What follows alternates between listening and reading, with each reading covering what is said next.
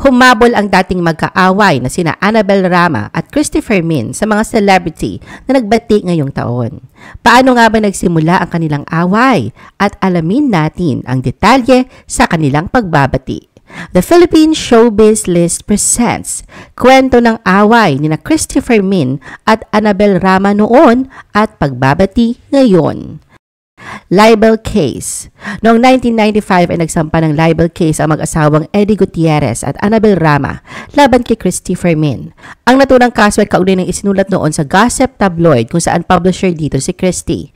Ayon sa isinulat ni Christy sa nasabing tabloid, kaya raw umuwi ng Pilipinas ang pamilya Gutierrez ay dahil may tinatakbuhan silang estafa case sa Amerika. Sinabi rin sa mga artikulo na hindi pwedeng makapasok ang mag-asawa sa US dahil marami pang kaso ng estafa ang naghihintay sa kanila doon.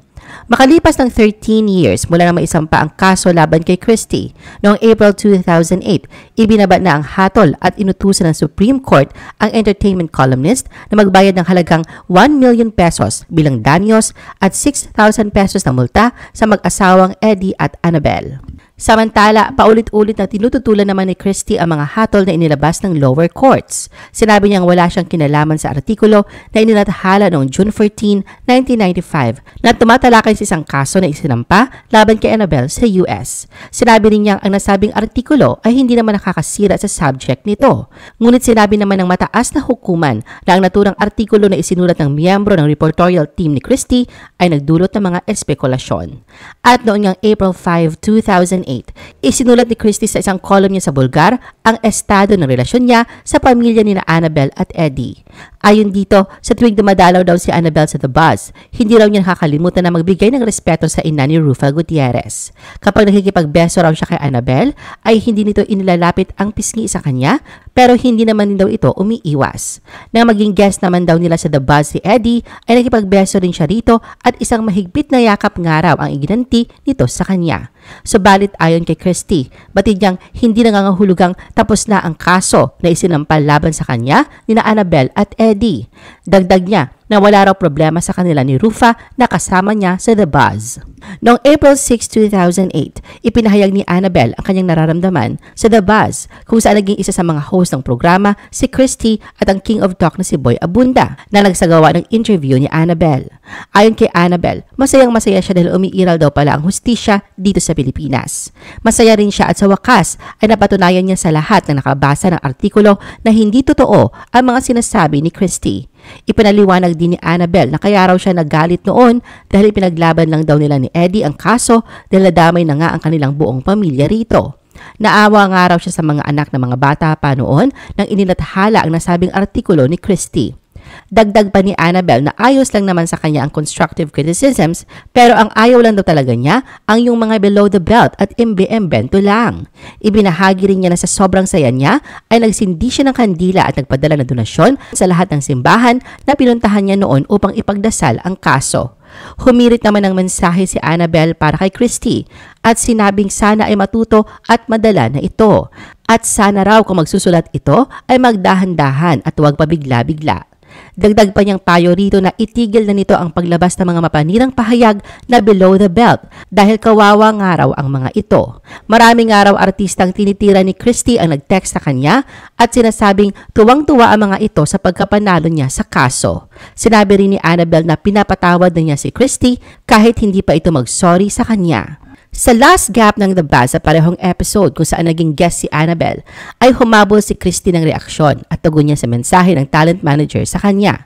Saad niya na lahat daw ng sinabi ni Annabel sa interview nito ay nirerespeto niya. Para sa kanya ay matagal lang tapos ang kabanatang yon.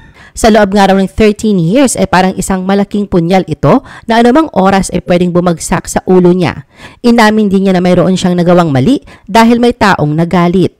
Hindi rin daw ikabababa ng kanyang pagkatao kung hihingi siya ng paumanhin sa mga artistang hindi nagugustuhan ang kanyang mga isinusulat.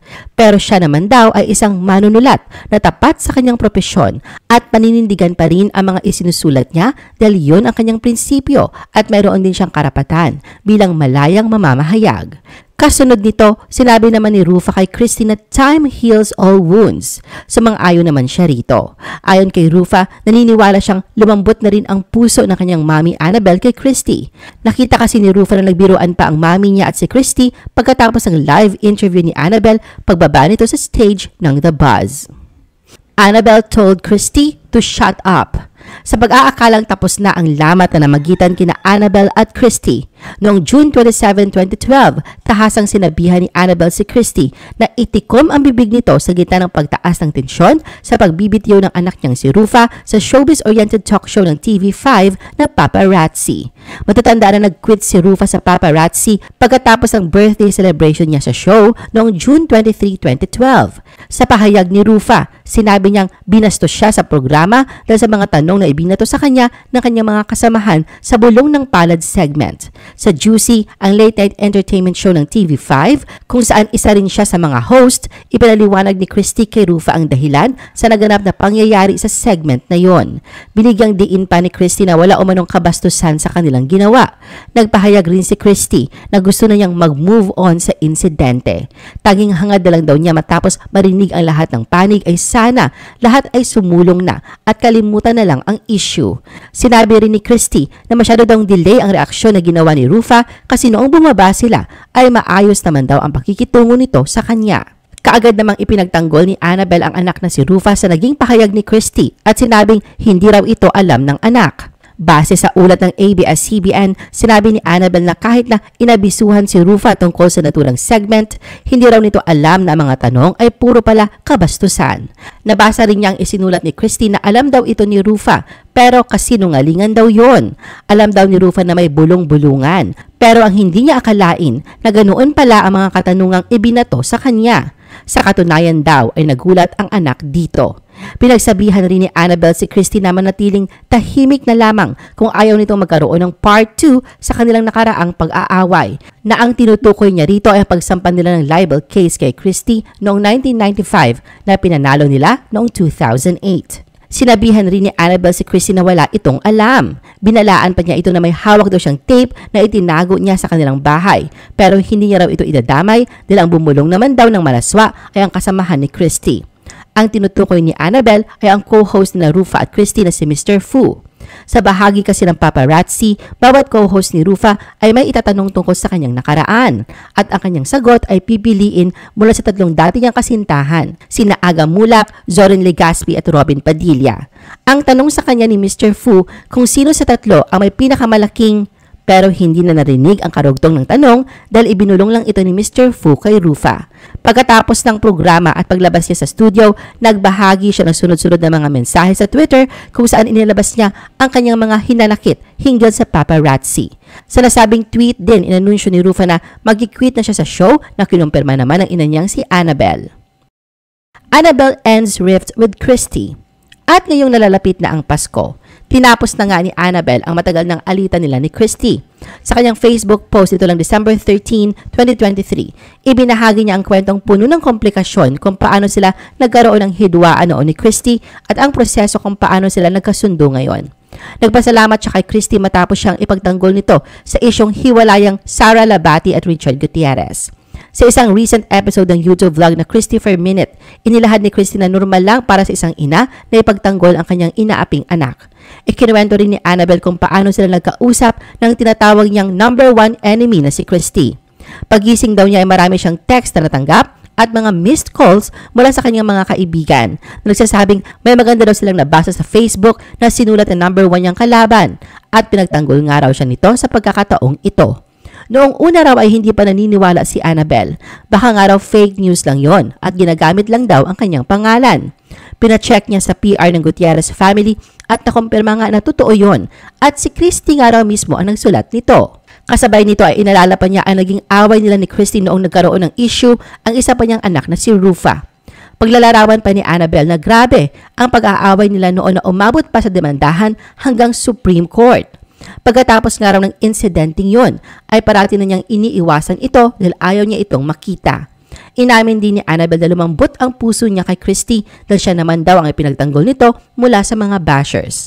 Nabanggit din niya na kinumusta ni Christy ang mister niyang si Eddie at nilinaw na fake news ang mga kumakalat na chismis na nagkasakit ito dahil sa issue ng hiwalayan ni Sarah at Richard. Sa huling parte na kanyang post ay nagbigay siya ng mensahe rito at sinabing, "Christy, salamat sa maganda mong sinulat sa akin. Merry Christmas and peace be with you." I-post ang inyong comments at reaction sa baba at huwag kalimutan na i-like at i-share ang video na ito. Gusto mo pa ba ng ibang showbiz videos? Panoorin ang aming iba pang top viewed videos. Para sa aming mga YouTube viewers, pumunta lang sa description ng video na ito o i-click ang link sa itaas ng screen.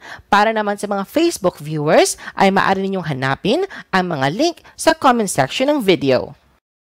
I-follow nyo din kami sa Facebook at mag-subscribe sa aming YouTube channel. Thanks for watching!